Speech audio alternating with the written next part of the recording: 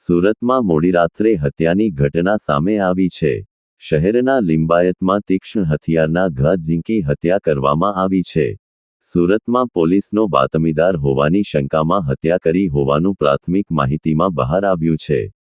Dumbhal fire station સામે રહેતા એક કાપડ દલાલ પર અજાણ્યા ઈસમોએ તીક્ષ્ણ હથિયારો વડે હુમલો કરી તેની ઘાતકી હત્યા કરી નાખી અને ફરાર થઈ ગયા.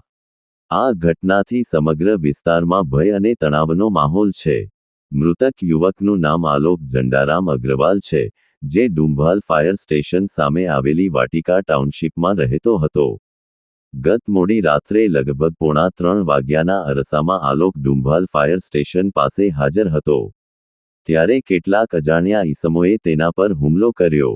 આ ઈસમોએ તીક્ષ્ણ હથિયારો વડે આલોકના ડાબા હાથની કોણી, કાંડા, જમણા હાથની આંગળીઓ અને થાપા સહિત શરીરના અનેક ભાગો પર ઉપરાછાપરી ઘા ઝીંક્યા, જેના કારણે તે ગંભીર રીતે ઈજાગ્રસ્ત થયો અને લોહીલુહાણ હાલતમાં ત્યાં જ ઢળી પડ્યો હતો. હુમલા બાદ સ્થળ પર અફરાતફરી મચી ગઈ હતી. ગંભીર રીતે ઘવાયેલા આલોકને 108 એમ્બ્યુલન્સ દ્વારા તાત્કાલિક સ્મીમેર હોસ્પિટલમાં ખસેડવામાં આવ્યો હતો, જ્યાં ટૂંકી સારવાર દરમિયાન ફરજ પરના ડોક્ટરોએ તેને મૃત જાહેર કર્યો.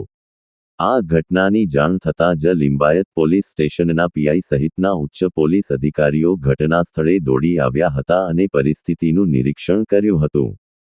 પોલીસ દ્વારા હાથ ધરવામાં આવેલી પ્રાથમિક તપાસમાં એ જાણવા મળ્યું છે કે મૃતક આલોક અગ્રવાલ કાપડ દલાલીનું કામકાજ કરતો હતો.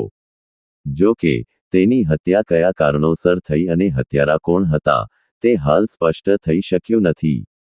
પોલીસનું કહેવું છે કે હત્યારાઓની સંખ્યા એક કરતાં વધુ હોઈ શકે છે.